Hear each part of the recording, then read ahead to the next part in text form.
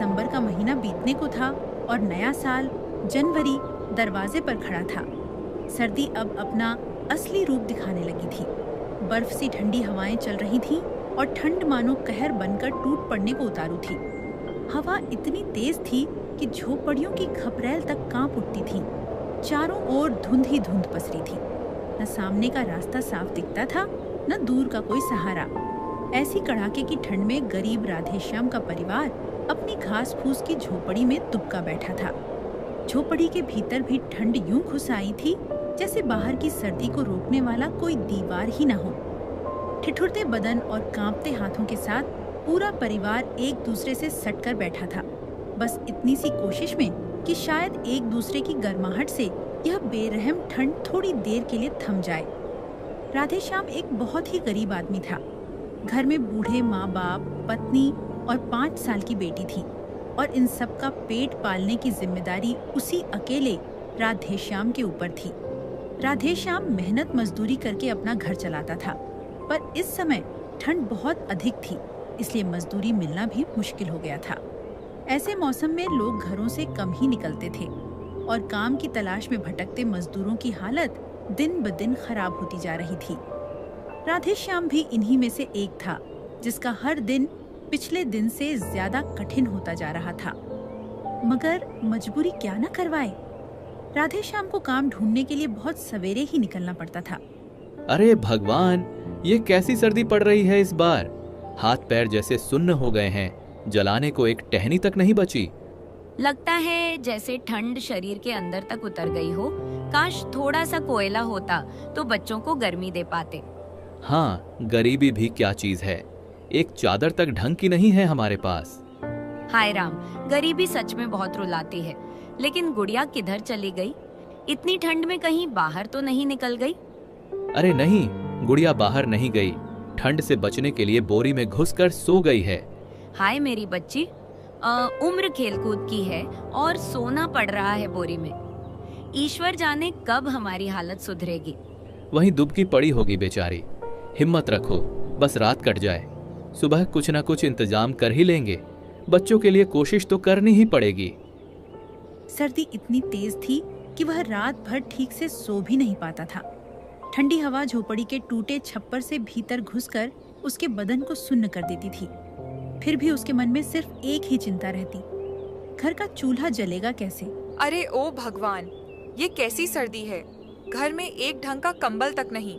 बच्चे ऐसे कांप रहे हैं कि दिल फट जाता है। राधे, तू बाहर जाएगा तो ठंडी हवा से बचकर रहना। मैं तो सोचकर ही डर जाती हूँ। इतनी सर्दी में मजदूरी करने निकलना कोई आसान बात नहीं। ईश्वर तुझे सकुशल लौटाए, यही प्रार्थना है मेरी। आज सुबह होते ही वह काम पर जाने की तैयारी करने लगा।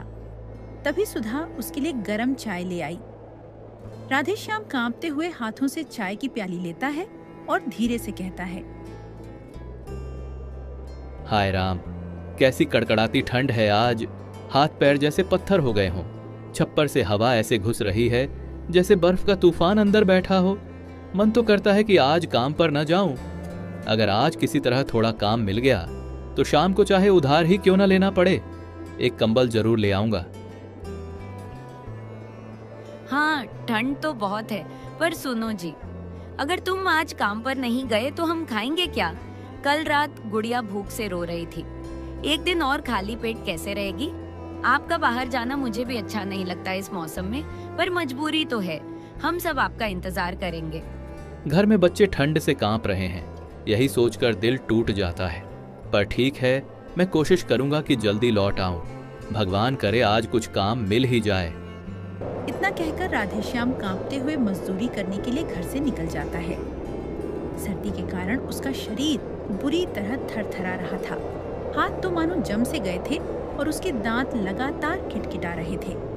रास्ते भर ठंडी हवा उसके चेहरे पर चाबुक की तरह लग रही थी और हर कदम पिछले कदम से ज्यादा भारी महसूस हो रहा था। फिर भी राधेश्याम रुकने वाला नहीं था।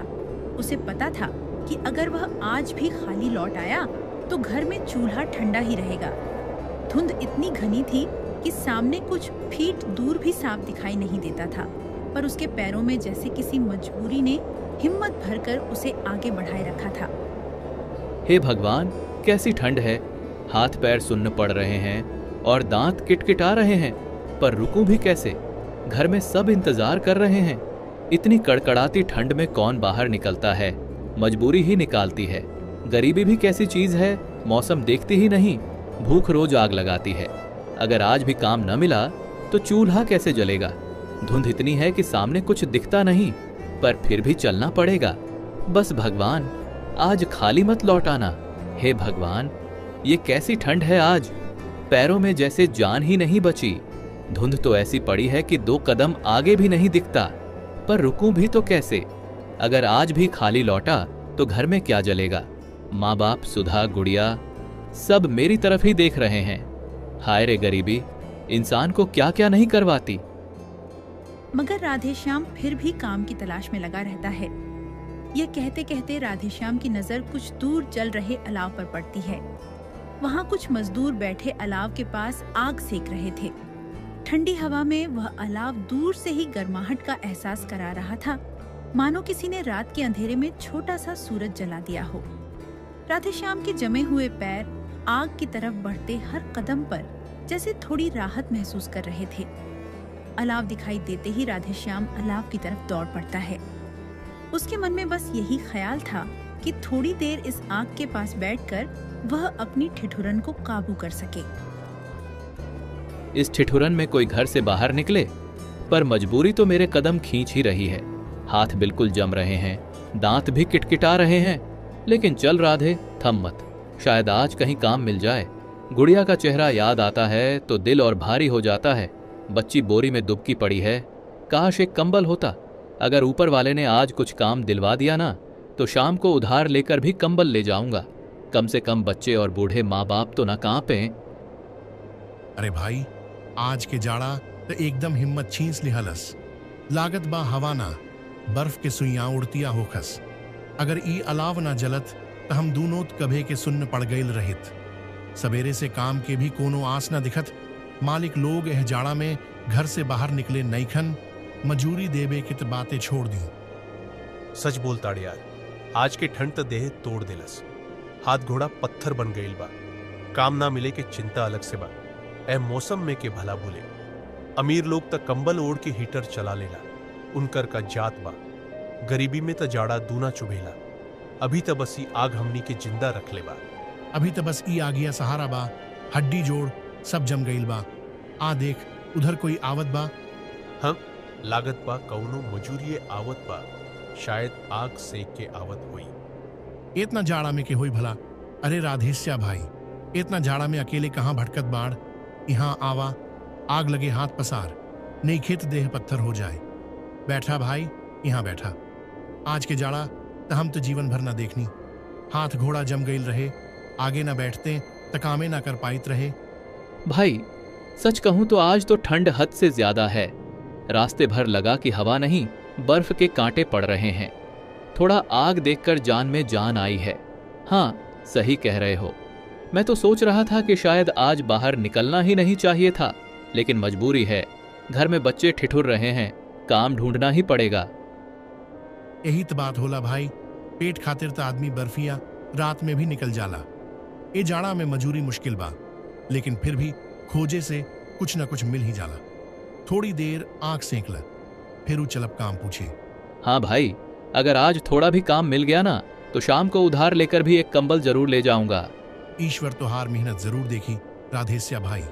आज कुछ न कुछ काम मिली जाई, हिम्मत ना हार। राधेश्याम अपने साथी मजदूरों से बात ही कर रहा होता है कि तभी एक सेठ वहां आ जाता है। सेठ को ठंड की जरा भी परवाह नहीं थी, क्योंकि उसने तो गर्म कपड़े पहन रखे थे। उसके आते ही अलाव के पास बैठे मजदूरों में हल्की सी खामोशी फैल गई, मानो सब उसकी अगली बात का इंतजार कर रहे हों। सेठ की चाल में एक अलग ही रौब था और उसके जूतों की आवाज ठंडी धरती पर साफ सुनाई दे रही थी। सेठ को देखकर राधेश्याम मन ही मन सोचता है, देखो तो जरा, सेठ कैसे अकड़ कर चल रहा है। मोटे ऊनी कपड़े, भारी जैकेट और मफलर में लिपटा हुआ। उसे क्या पता कि ठंड क्या होती है। सच ही है, ये ठंड जैसे अमीरों की मेहरबान है। वो बस बाहर से देखते हैं, भुगतते हम जैसे लोग हैं। अरे सुनो सब, काम आसान नहीं है। लेकिन मजदूरी अच्छी दूंगा। गोदाम के पीछे बड़ी बोरियां उतरवानी है। सेठ जी, आज के जाड़ा में ऐसन काम हमसे ना हुई। देह जम गईल बा, हाथ घोड़ा चलती है नहीं खे। जवन काम बतावतानी उत बिहान गर्मी चढ़ी त सोचब। अभी त हमनी से उठलो ना जा रहल बा। इतना कड़कड़ाती ठंड में ऊंच नीच चढ़ाई करब, ई हमनी से ना हुई सेठ जी। ठंड वंड की परवाह मत करो, काम तो करना ही पड़ेगा। मैं इतनी रात को यहां तुम लोगों को ढूंढने आया हूं, कोई खाली हाथ मत बैठो। जो भी तैयार है मेरे साथ अभी चल पड़े। बाकी को पैसे नहीं मिलने वाले, समझ गए ना? सेठ जी, काम सच में बहुत कठिन है और ऊपर से ये कड़कती ठंड जान ले रही है, लेकिन मैं मना नहीं कर सकता। घर में एक भी ढंग का कंबल नहीं है। मेरी छोटी गुड़िया बोरी में दुबक कर सो रही है। उसकी हालत याद आती है तो अंदर से कुछ टूट जाता है। अगर आज भी मैं खाली हाथ लौटा तो घर में चूल्हा कैसे जलेगा? बच्चों और बूढ़े माँ बाप का क्या होगा? ठंड चाहे जितनी भी तेज हो, मुझे यह काम करना ही पड़ेगा। आप बस बता दीजिए कि करना क्या है, मैं तैयार हूँ। दूसरों की मना करने में मजबूरी है, लेकिन मेरी मजबूरी उससे बड़ी है। सेठ जी, मेरी बच्ची को कंबल चाहिए और उसके लिए मैं आज यह जोखिम उठाऊंगा। यह कहकर राधेश्याम सेठ के साथ उस काम को करने के लिए चला जाता है। रास्ते भर ठंडी हवा उसके चेहरे पर ऐसे लग रही थी जैसे किसी ने बर्फीली चादर उड़ा दी हो। धुंध इतनी गहरी थी कि कुछ ही कदम आगे दिखाई देता था और हर सांस मानो सीने में चुभती हुई महसूस होती थी। शाम तक किसी तरह काम करके वह कंबल खरीद लाता है, मगर घर आते आते उसे तेज बुखार हो जाता है। अरे, ये कैसी हालत हो गई है आपकी? बदन तो तावा सा तप रहा है, चेहरा भी बिल्कुल लाल हो गया है। इतनी कड़ाके की ठंड में बाहर जाने की क्या जरूरत थी? जरा सा आराम कर लेते तो क्या बिगड़ जाता? मैं क्या करता सुधा, घर में कंबल नहीं था। गुड़िया बोरी में दुबकी पड़ी थी। उसकी हालत याद आई तो लगा आज भी खाली गया तो कैसे चलेगा। काम मिला तो सोचा कंबल लेकर ही लौटूं। देखो, कंबल ले आया हूँ। गुड़िया अब बोरी में नहीं सोएगी। आपकी सेहत सबसे पहले है। मैं आपकी मजबूरी समझती हूँ, पर इस तरह अपने ऊपर जुल्म करना ठीक नहीं। इतनी ठंड में काम पर जाएंगे तो बीमार ही पड़ेंगे। बस यही सोचकर हिम्मत जुटाई थी। शरीर टूट गया है पर मन को सुकून है। हाँ, थोड़ी गर्माहट मिल जाए तो शायद बुखार उतर ही जाए। तुम हो तो हिम्मत भी बनी रहती है। घर तो तभी चलेगा जब आप स्वस्थ रहेंगे। अपनी सेहत का भी थोड़ा ख्याल रखिए। आपका यह त्याग सबसे बड़ी कमाई है, पर ऐसे खुद को तकलीफ देते रहे तो हम सबका सहारा कौन रहेगा? आइए, भीतर बैठ जाइए। मैं अभी गर्म पानी लाती हूँ। रात भर आपकी देखभाल करूंगी, बस आप जल्दी ठीक हो जाइए। मगर राधेश्याम को ऐसी ठंड लगती है कि वह उठ नहीं पाता। झोपड़ी के भीतर भी सर्द हवा इतनी तेज थी कि मानो दीवारों को चीरकर उसके शरीर को पत्थर बना रही हो। घर वाले उसे संभालने की पूरी कोशिश करते रहे, लेकिन उसके हाथ पैर धीरे धीरे बिल्कुल सुन्न पड़ते जा रहे थे। रात भर उसकी सांसें कांपती रहीं और बुझते दिए की लौ की तरह उसकी ताकत भी कम होती चली गई। गर्म कंबल तो उसे मिल जाता है, मगर पैसे के अभाव में उसे इलाज नहीं मिल पाता। इसलिए एक दिन राधेश्याम ठंड की बलि चढ़ जाता है। हे भगवान, मेरा लाल मुझसे पहले कैसे चला गया? मैं तो सोचती थी कि अपने बुढ़ापे में उसी का सहारा बनूंगी, उसी के हाथों पानी पीकर एक दिन आंखें बंद करूंगी। लेकिन आज वही मेरा सहारा मुझसे छिन गया। काश मैं कुछ कर पाती, काश मेरे बच्चे को जरा सी गर्मी मिल जाती। मैं उसका दर्द नहीं बांट सकी, मैं उसे ठंड से बचा नहीं सकी। हे राम, मेरे बेटे ने कौन सा पाप किया था जो इतनी कम उम्र में उसे उठा लिया? अब इस बूढ़ी माँ का क्या होगा? किसके लिए जीऊंगी मैं? आपने हमेशा सबके लिए सोचा, बस अपने लिए कभी नहीं। बार बार कहा था ना, अपनी सेहत का भी ध्यान रखा कीजिए, लेकिन आपने तो हमेशा हमारे लिए खुद को दांव पर लगा दिया। देखिए, कंबल तो ले आए, लेकिन खुद हमें छोड़कर चले गए। अब मैं किससे कहूँ कि इतना ठंडा मौसम संभल कर बिताइए। गुड़िया को कौन समझाएगा कि उसके पिता अब लौटकर नहीं आएंगे? हमारे घर की नींव ही खो गई है। आपने तो हमें इस ठंड और इस दुनिया की जिम्मेदारियों के बीच अकेला छोड़ दिया। अब हम कैसे संभालेंगे खुद को? राधेश्याम की मौत के बाद अब घर चलाने की जिम्मेदारी सुधा के कंधों पर आ जाती है। अचानक घर का सारा बोझ उसके लिए बहुत भारी हो जाता है, पर हालात उसे रुकने नहीं देते। राधे श्याम के मरने से उन्हें सर्दी में ओढ़ने के लिए कंबल तो मिल जाता है, मगर पेट के लिए रोटी मिलना मुश्किल हो जाता है। ठंड के दिनों में काम मिलना और भी कम हो गया था और झोपड़ी में कई बार चूल्हा ठंडा ही पड़ जाता था। बूढ़े सास ससुर और बेटी भूख से बेहाल हो उठते हैं। बहू, जब से बेटा गया है इस घर का हर कोना खाली सा लगता है। दिल रोज रोता है, पर अब जो बीत गया उसे बदल नहीं सकते। अब हमें एक दूसरे को संभाल कर चलना है। तुम चिंता मत करो बहू, तुम हमारे लिए बेटी के समान हो।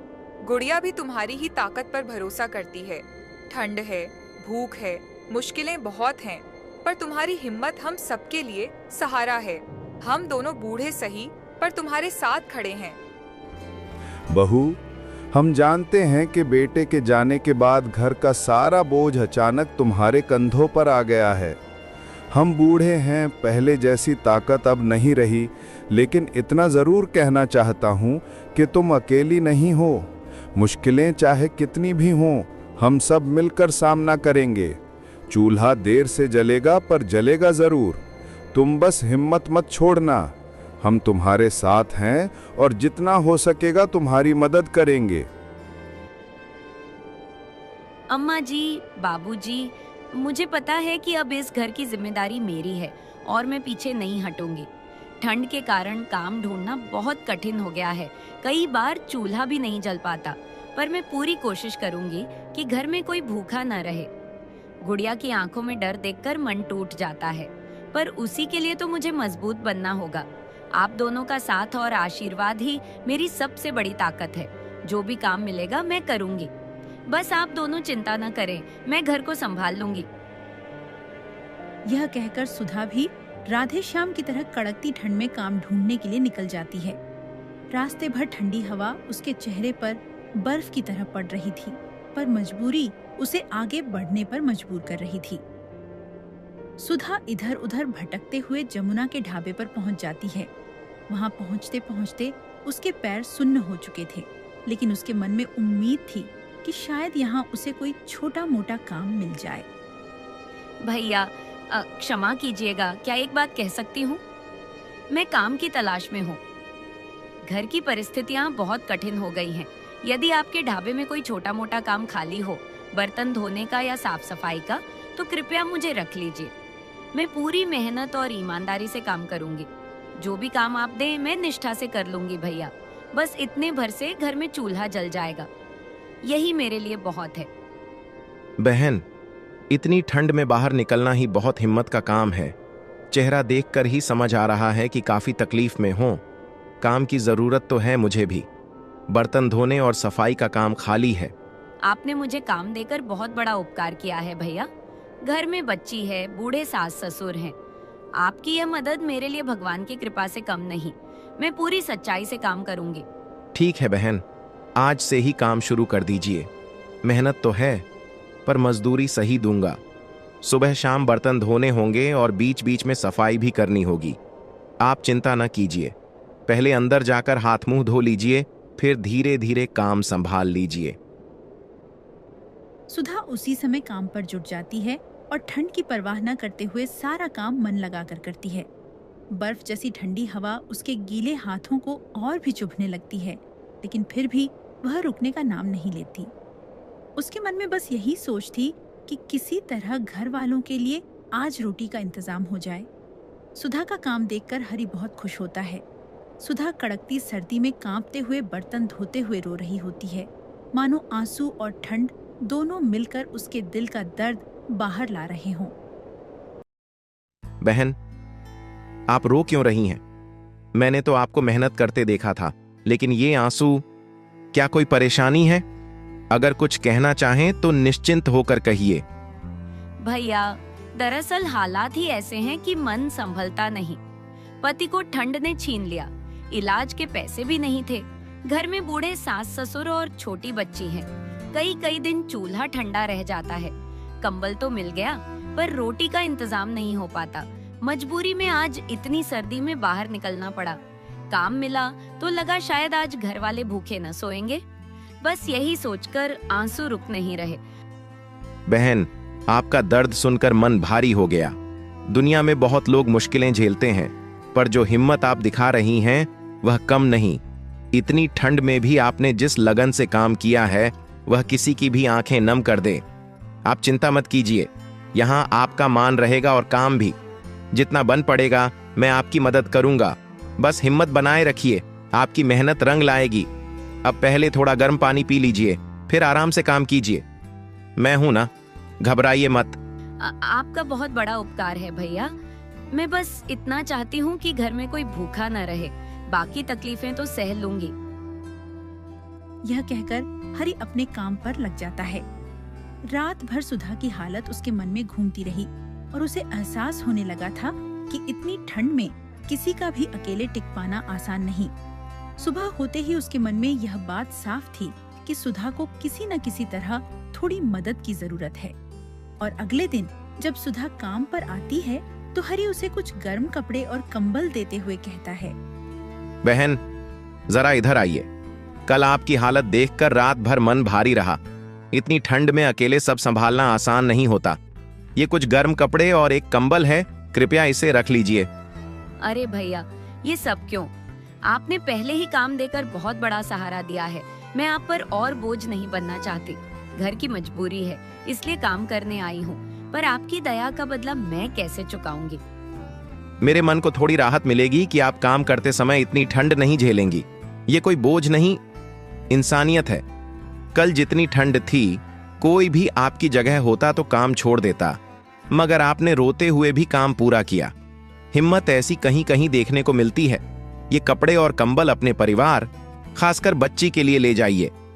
आप लोग इस ठंड में कैसे रह रहे हैं, ये सोचकर नींद नहीं आई। बदले में मुझे कुछ नहीं चाहिए। आप मेहनत करती रहिए और हिम्मत मत हारिए। आपकी यह मदद मेरे लिए भगवान की ओर से भेजा हुआ सहारा है। घर में बूढ़े हैं, बच्ची हैं, ये कंबल उन सब के लिए बहुत कीमती होगा। आपका यह उपकार मैं कभी नहीं भूलूंगी। मैं बस पूरी ईमानदारी से काम करती रहूंगी। अगर कोई परेशानी हो तो बेझिझक कह दीजिए। ठंड में साथ देना ही असली मदद है। अब अंदर चलिए, हाथ गर्म कर लीजिए, काम बाद में भी हो जाएगा।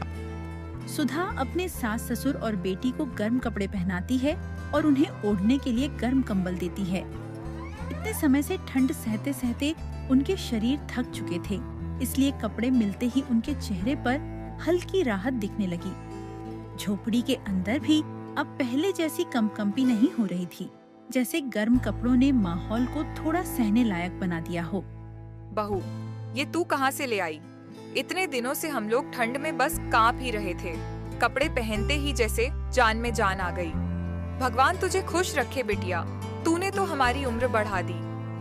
बहू, तू तो सच में इस घर की लक्ष्मी है। बेटे के जाने के बाद भी तूने हमें संभाल रखा है। हम क्या दे सकते हैं तुझे? बस दुआ करते हैं कि भगवान तुझे हर मुश्किल से बचाए। बहू, ये तो बहुत बड़ा काम कर दिया तुमने।